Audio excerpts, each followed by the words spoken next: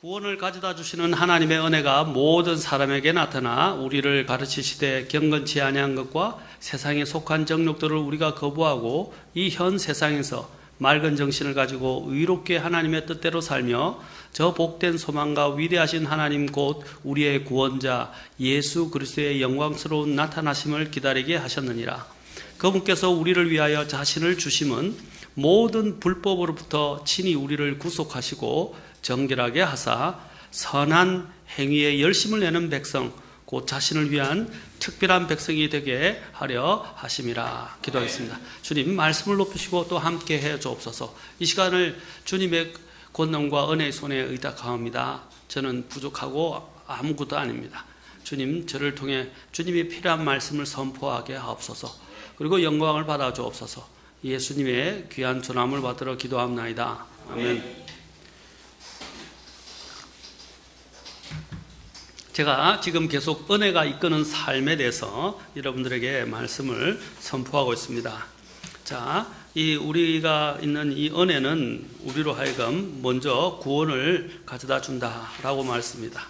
또 은혜는 구원을 가져다 줄 뿐 아니라 은혜는 우리로 하여금 성별된 삶을 현재적으로 과거적으로는 우리에게 구원을 가져다 주고 현재적으로는 우리로 하여금 더 성별된 삶, 죄의 권능으로부터 또 우리를 지켜준다고 말했습니다. 그리고 또한 은혜는 또한 우리로 하여금 주님의 재림을 사모하게 함으로써 이제 앞으로 우리가 갖게 된 우리가 겪고 있는 이 죄, 원수인 죄로부터 영원히 우리가 결별하도록 만들어주는 그 주님의 재림을 사모하게 만든다. 그래서 그것을 복된 소망이라고 말하고 있습니다.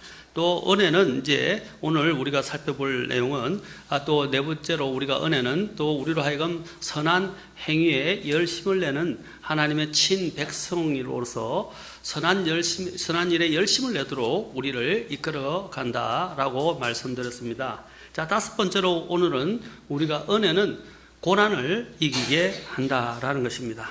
은혜는 고난을 이기게 한다. 여러분 고린도후서 11장 23절부터 27절 말씀을 보시면 고린도후서 11장 23절부터 27절을 말씀을 보시면 사도 바울이 어떤 고통을 당했는지 보게 됩니다. 그는 사역의 부르심을 받아서 이제 이방인들의 사도들로서 이제 온 유럽 지역을 다니면서 복음을 전하고 심지어는 아시아에 또 소아시아에 가기도 했었습니다. 자, 소아시아에서 가서 그가 겪었던 그 고초들이 무엇인지를 특별히 고린도후서 11장 23절부터 27절에서 말하고 있습니다.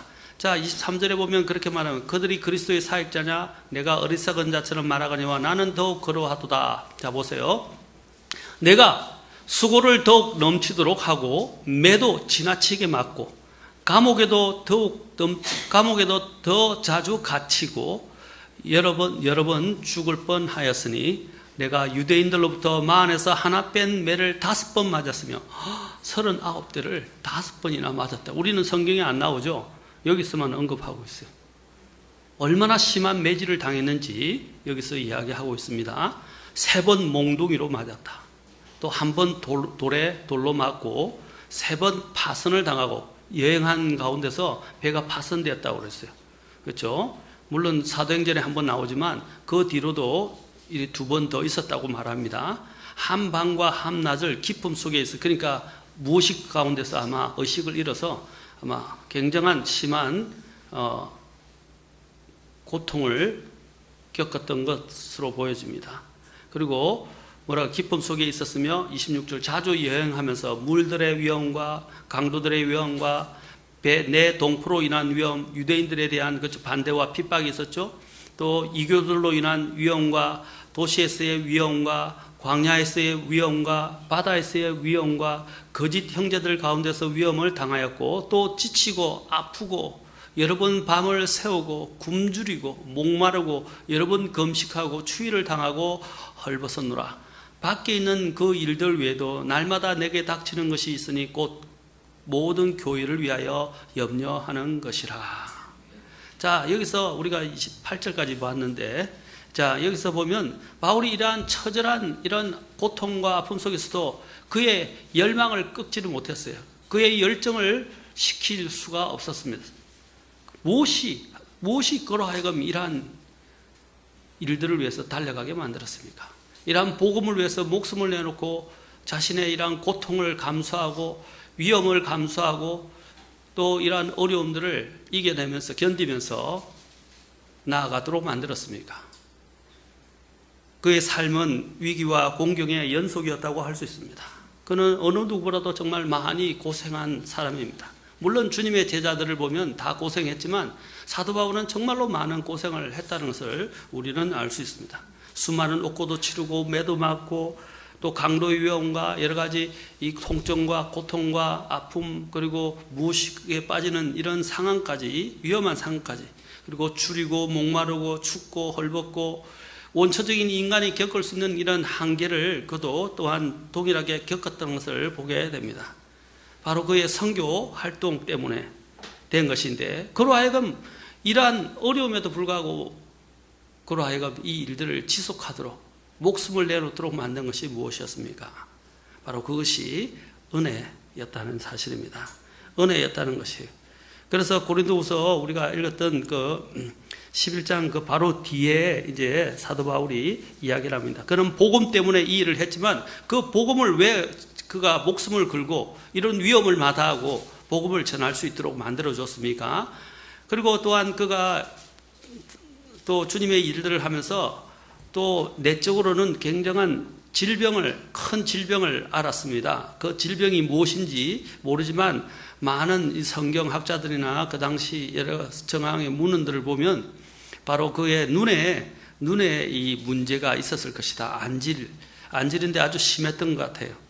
저도 저희 어머님이 한번 수술 이후에 크게 문제가 있어서 응급실로 실려가서 응급실에서 조치를 취해서 나은 적이 있는데 허리 수술을 하고 나면서 허리 수술 때문에 했는데 이 눈에 그 안압이 높아져서 골이 터지고 골이라고 그러죠 보통 골이 터지고 눈이 터질 것처럼 막 고통을 너무 호소하면서 쓰러질 것처럼 그래서 응급실로 데리고 와서 이제 어머님을 치료해 드린 적이 있는데 그 안압 때문에 그렇다고 하더라고요. 이 안압이 높아지거나 안질이 심하면 정말로 고통스럽다고 하더라고요. 우리에게 사람의 이 가장 민감한 부분 중에 하나가 이 눈이거든요.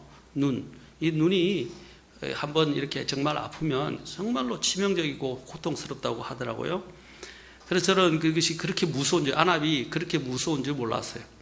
그래서 안압을 낮추는 주사를 맞고 이제 안정을 취하게 되는데 사도 바울도 이 안질이나 어떤 이 눈에 질병이 있었던 것으로 이야기되어집니다. 어쨌든 그가 이 육체의 가시로 인해서 그가 굉장히 고통을 겪고 있었을 때 하나님께서 그에게 말씀하신 것이 있어요. 9절에 보면 이렇게 말합니다. 그가 3번이나 주님께 구했다고 말했습니다.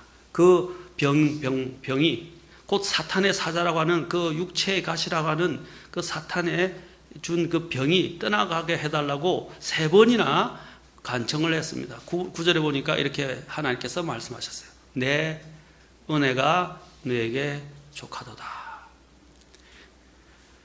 사도 바울로 하여금 그런 모든 이런 아까 역경과 위험과 그 다음에 그가 겪고 있는 이 병마를 이길 수 있도록 견딜 수 있도록 만들어준 것이 무엇이었냐? 바로 하나님의 은혜였다는 것입니다. 주님께서는 그에게 충분히 족한 은혜를 주셨어요.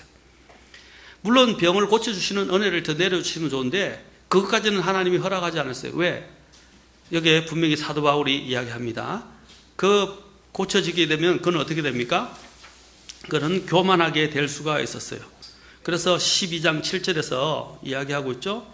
계시들이 넘침으로 말미암아 그는 다른 사람이 받지 못하는 엄청난 하나님이 주시는 계시들을 보았어요. 그리고 셋째 하늘에까지 올라가서 그 셋째 하늘의 놀라운 것들까지 그는 신비한 것까지 보았던 자입니다. 그러나 그것이 이 땅에서 말하도록 허락이 되지 않았기 때문에 사도 바울은 말로 말을 할 수 없어요. 그래서 그는 정말 이 세상과 비교할 수 없는 엄청난 것들을 계시를 받았고 알고 있었기 때문에 그는 자신이 굉장히 대단한 것처럼 높여지고 교만할 수 있었어요. 그런데 하나님께서 그를 낮추시고 교만하지 않도록 해서 하나의 뭡니까? 경고를 주시는 거예요. 내가 교만할 것 같으면 아프게 하시는 거예요. 교만할 것 같으면 아프게 하시는 거예요. 그래서 그로 하여금 그 교만하지 않도록 그를 여기 나오잖아요. 12장 7절에 내 분량 이상으로 높여지지 않게 하시려고.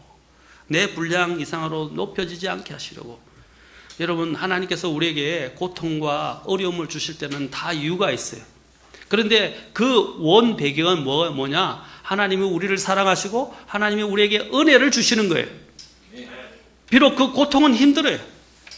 굉장히 힘들어요. 사도 바울도 3번이나 하나님께 간청을 했어요. 그러나 그로 하여금 모든 이런 위험과 모든 여러 가지 반대와 이런 어려움들을 극복하고 이길 수 있고 인내하도록 가르친 것이 무엇이었습니까? 그 바로 하나님의 은혜였다는 사실입니다. 하나님의 은혜.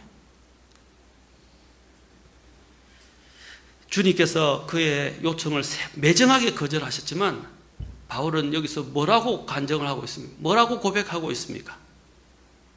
오히려 그 주님의 그것을 허락하신 그 이유를 그는 더 깊이 있게 새기게 되었다는 것입니다. 무엇입니까? 하나님의 은혜가 내게 충분하다. 충분하다. 그래서 그는 그 현실을 받아들이고 하나님의 은혜를 어떻게 해요? 더 성화시켰어요. 그리고 더 깊이 찬양했어요. 사랑하는 성도 여러분, 이 은혜를 기억하면 감사할 수밖에 없어요. 우리가 병석에 누워있거나 죽음을 앞두고 있을 때도 하나님의 은혜를 생각하면 눈물이 나지 않을 수 없어요. 너무 감사합니다. 그래서 사도 바울은 죽음의 문턱에서 그는 항상 이런 고백을 했던 것으로 보여집니다. 빌립보서 1장 21절에 보면 내게 사는 것이 그리스도시요 죽는 것이 이득이니라. 내게 사는 것이 그리스도시요 죽는 것이 이득이니라. 그래서 그는 나중에도 보겠지만 그는 하나님 앞에서 그가 고백하는 것이 바로 무엇입니까? 마치 자기는 늘 죽음에 넘겨지는 자와 같이 되었지만 그러나 오히려 죽음에 넘겨지는 것이 아니라 그런 하나님의 생명이 내 안에서 역사하게 되는 계기가 된다라고 고백을 하게 되었습니다. 그래서 빌립보서 1장 21절에서는 내게는 사는 것이 그리스도시요 죽는 것이 이득이라고 했지만 빌립보서 4장에서는 뭐라고 했어요? 빌립보서 4장 4절에서는 항상 주를 기뻐하라. 내가 다시 말하노니 기뻐하라. 여러분 빌립보 감옥에서 빌립보 서신을 쓰면서 사도 바울은 로마 감옥에 있었어요. 감옥에 있으면서 사도 바울이 자신의 이런 어려움을 이야기하지만 그러나 그가 고백한 건 뭡니까? 그런 역경과 고난 가운데서도 뭐라고 그랬어요? 주를 기뻐하라. 주를 기뻐하라. 내가 다시 말하노니 기뻐하라. 이것이 사실 빌립보서의 핵심 구절입니다. 주제 말입니다. 주제. 고난과 어려움 가운데서도 기뻐하는 거예요. 그로 하여금 이렇게 고난과 어려움 속에서 기뻐하게 만드는 것이 무엇이었어요? 하나님의 은혜를 기억했다고요. 은혜.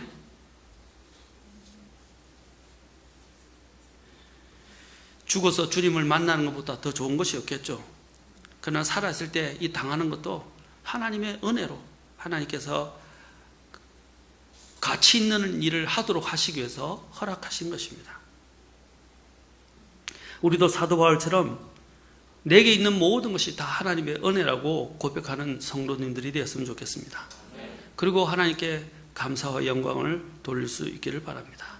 우리가 어려움을 당하면 참 견디기 힘들고 고통스럽고 마음이 찢어지고 그렇죠? 아프죠.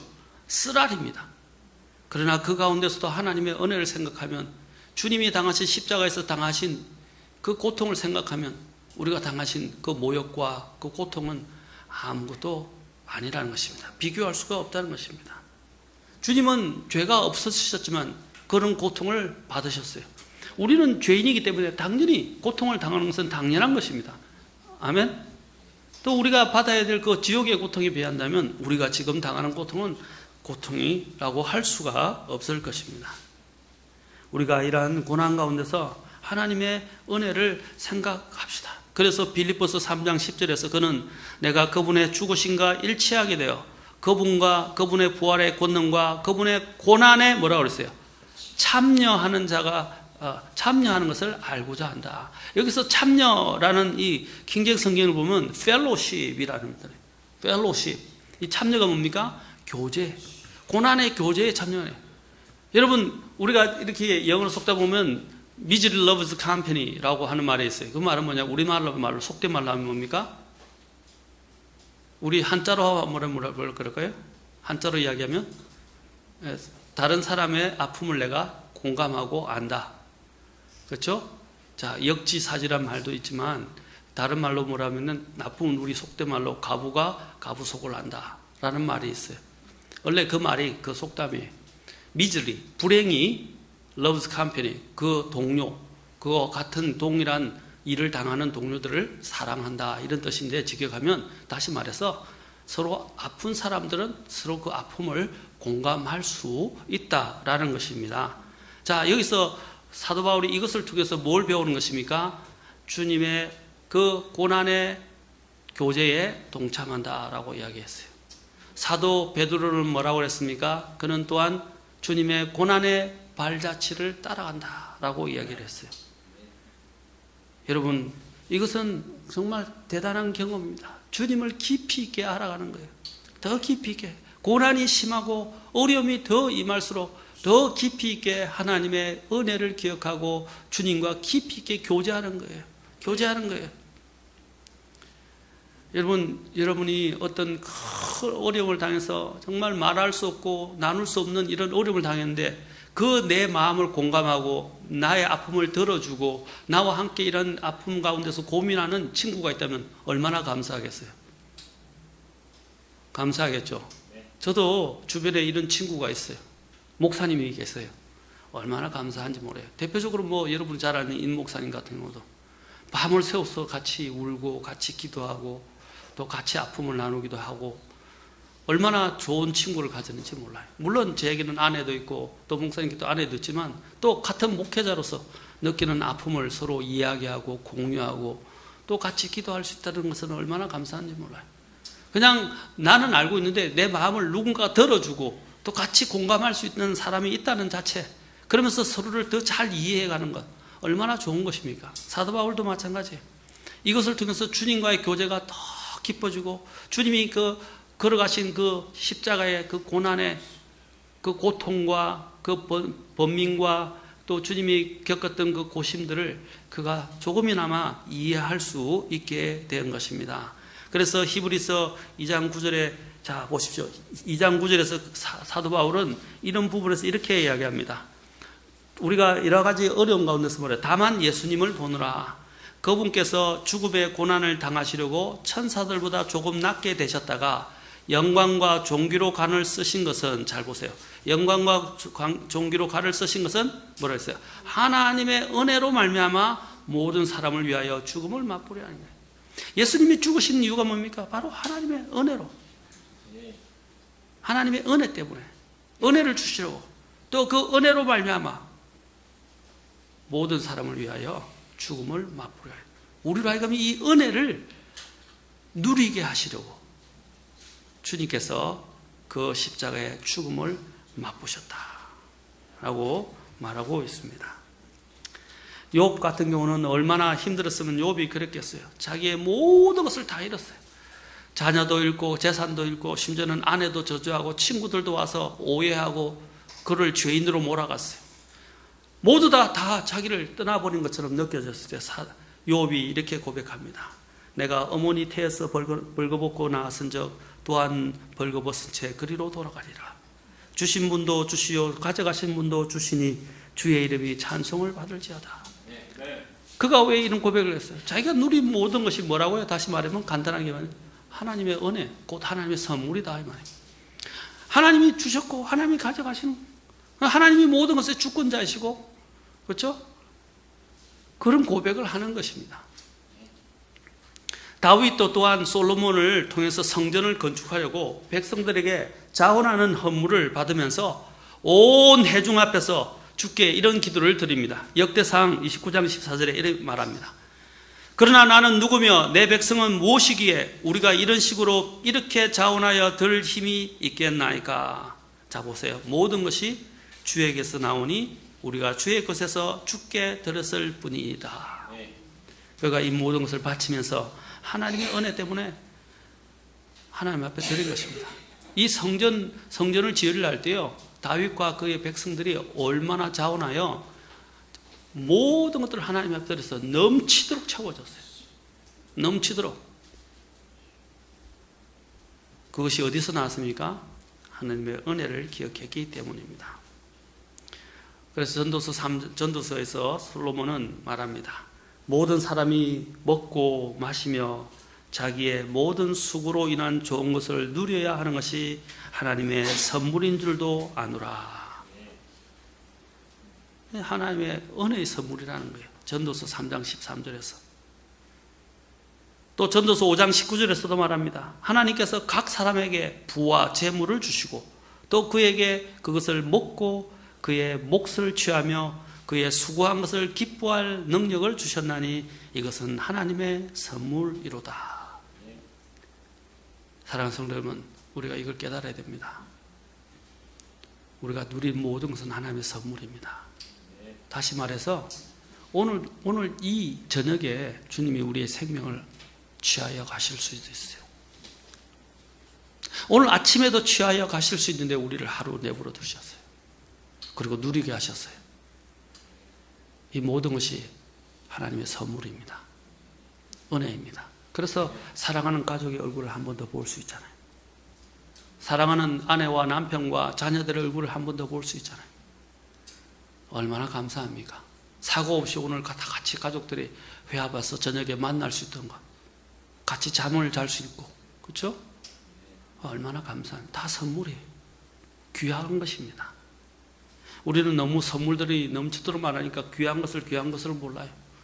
우리는 날마다 하나님이 나의 사랑하는 가족들이 살아있고 같이 얼굴을 볼 수 있고 같이 함께 할 수 있다는 것 자체만으로도 우리는 감사해야 됩니다. 불평하지 마시고 감사하십시오. 여러분, 제가 마지막으로 한 가지 예화만 들려드리고 마치겠습니다. 여러분, 태양이나 허리케인이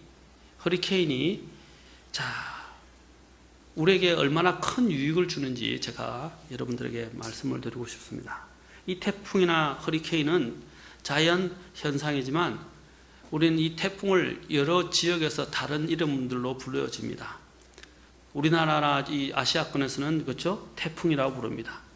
또 북대서양 카리브해에서는 그걸 또 허리케인, 멕시코만에서도 그렇죠.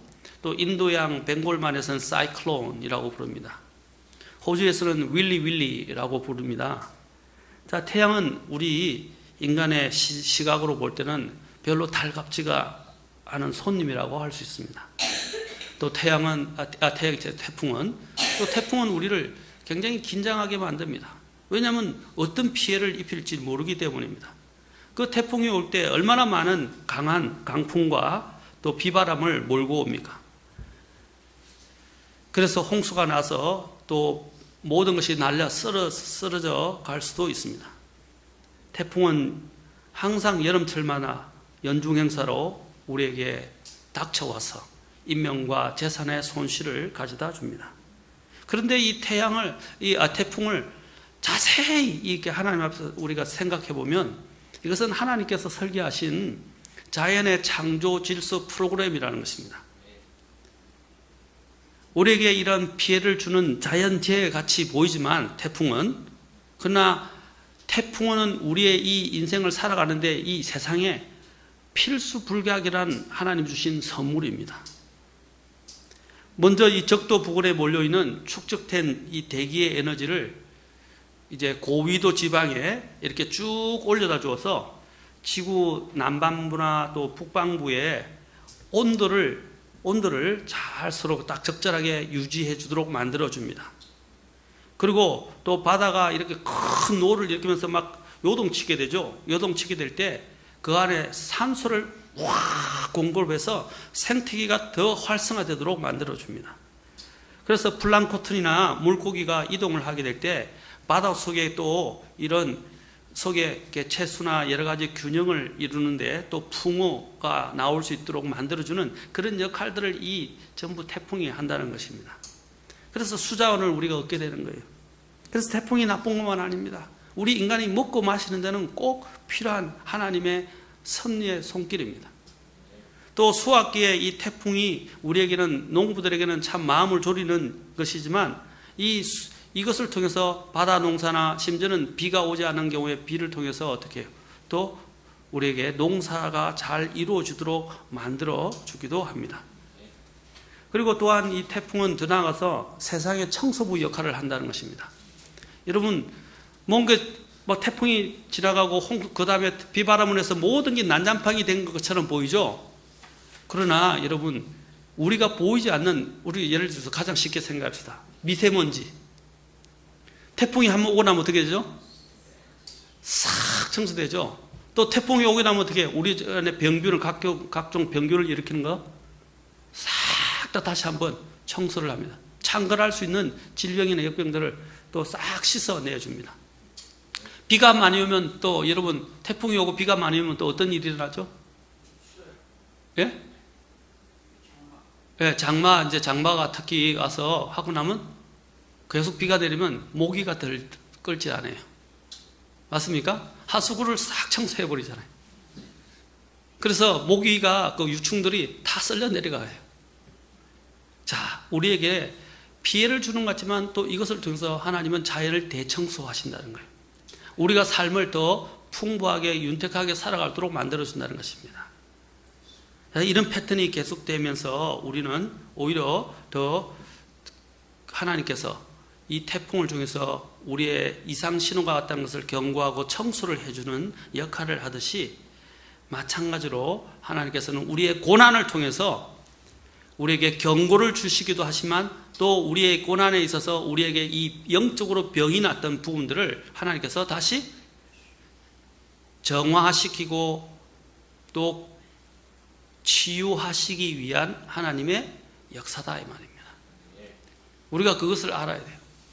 아까 태풍이 그런 자연 치유 프로그램 중에, 하나님의 자연 치유 프로그램 중에 하나입니다. 마찬가지로 하나님이 우리에게 고난이라는 또 우리의 이 삶에 이 태풍을 주실 때는, 이 태풍은 우리의 삶의 하나의 주님이 주시는 은혜의 손길이라는 것입니다. 성경은 정말 놀라운 말씀을 하십니다. 여러분이 욥기나 시편을 보면 하나님께서 또 전도서에도 바람의 경중을 정하셨다라고 말씀하십니다. 그리고 그 바람의 길도 하나님이 정하셨다라고 말씀하십니다. 이 누구의 손에 있다는 거예요? 다 하나님 손에. 태풍도 다 하나님 손에. 우리의 고난 속에서 오는 그 태풍도 하나님의 손에 다 있다는 것이에요. 하나님이 허락하시지 않으면 참새 한 마리도 떨어지지 않는다 그랬어요. 모든 것이 하나님의 허락하심에 의해서 이루어진다는 것이에요. 우리가 거기에 대한 믿음이 필요합니다. 지금 여러분이 어려움을 겪고 있을 수도 있어요. 지금 고난에, 지금 정말 사망의 그림자진 그 골짜기를 지금 지나고 있는 수도 있을 수도 있어요. 그것도 하나님의 허락하심 속에서 이루어진다는 것입니다. 베드로가 이러한 상황 가운데서 뭐라 그랬어요? 그래서 베드로가 우리에게 놀라운 말을 합니다. 베드로전서 1장 6절부터 보면, 비록 지금은 필요가 있어 너희가 여러 가지 시험으로 인해 잠시 근심하고 있지만 그 구원을 크게 기뻐하나니 이것은 너희의 믿음의 단련이 불로 단련해도 없어지는 금을 단련하는 것보다 훨씬 더 귀하여 예수 그리스도께서 나타나실 때에 칭찬과 존귀와 영광으로 드러나게 하려 함이니라.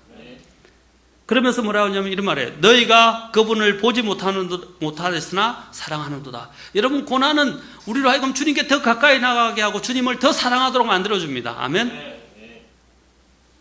그리고 기쁨 가운데 기다리게 합니다.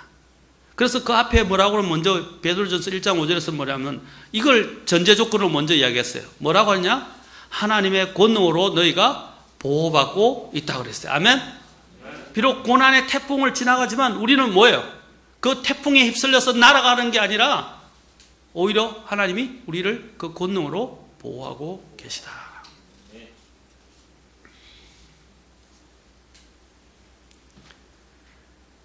사랑하는 성도 여러분, 이런 고난을 통해서 사도 바울은 아까도 말씀드렸지만 그가 고린도후서 4장에서 말하기를 우리가 항상 주 예수님의 죽으심을 몸에 짊어지면 예수님의 생명 또한 우리 몸에 나타나게 하려 함이라 그랬어요.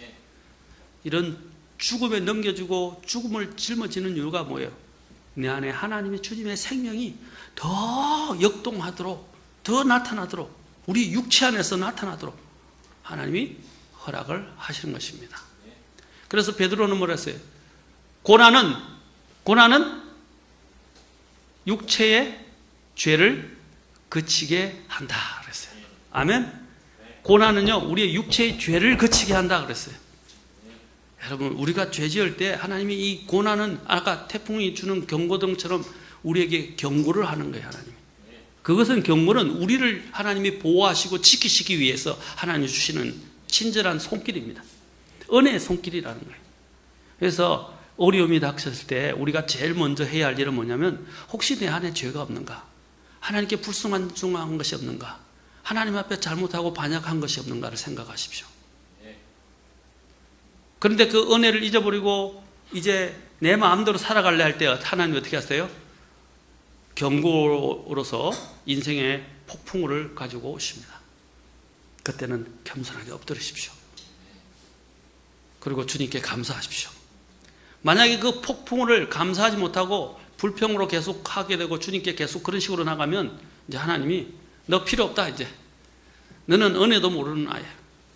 내가 너에게 이런 사랑의 징계로 매로했는데 이제 매로해서 안 되겠구나.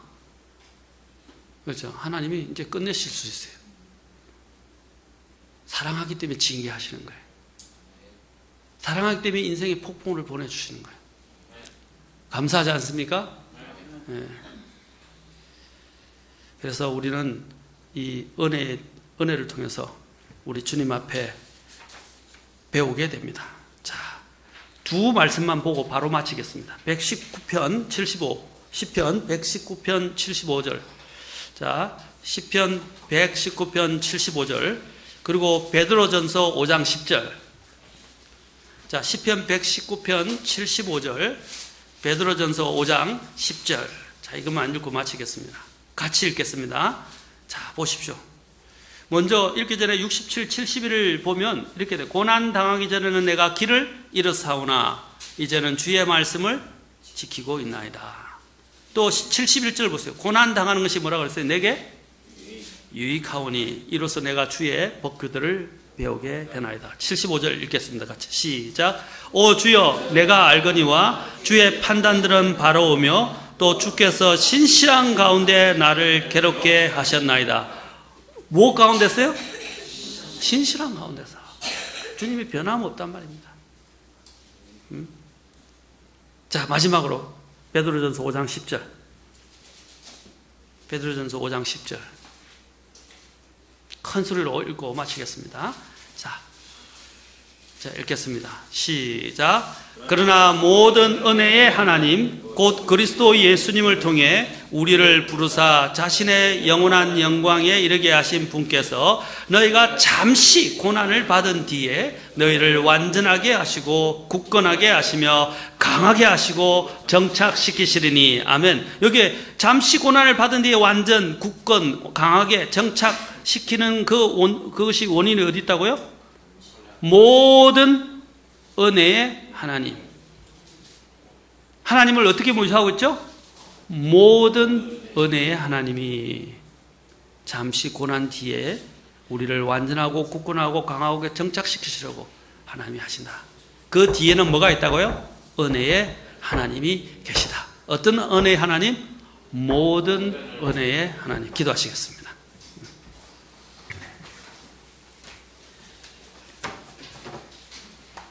여러분 참 살기 힘드시죠? 여러 가지 아픔과 고통들이 난무하고 또 내 인생을 힘들게 하고 나를 지치게 하고 기진하게 만들 때 오늘 주님 앞에서 오늘 주님께서 이 고난도 하나님의 은혜의 손길입니다. 그래서 그 은혜는 우리의 이 고난을 이기게 하고 견디게 하고 그렇죠? 또 극복하게 만듭니다.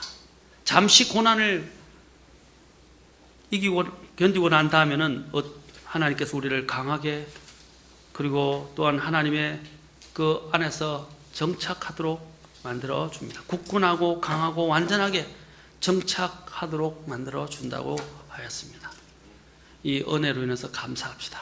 지금 내가 비록 당하는 삶이 아무리 힘들어도 하나님이 나에게 이런 생명을 주시고 누리게 하신 이 모든 것들로 인해서 감사를 드립시다. 그리고 그 은혜의 하나님을 깊이 느끼고 주님의 그 고난의 교제에 참여하고 하나님의 은혜를 더 깊이 있게 새기고 주님께 오히려 가까이 나아가는 우리 성도들이 되도록 기도하시지 않겠습니까? 기도하시겠습니다. 주님께 나오십시오.